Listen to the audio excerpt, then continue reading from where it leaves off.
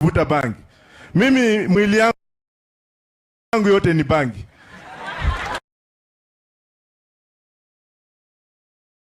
Hata moshi ile ya kutoka ndani ni bangi. Lakini wacha niwaambie kitu kimoja. Wengine wamekuja kudanganya hapa. Sasa ukienda Canada, ukienda Australia, ukienda South Africa, ukienda Uganda, ukienda Holland, ukienda UK, ukienda Namibia, wamelegalize bangi. Kwa nini?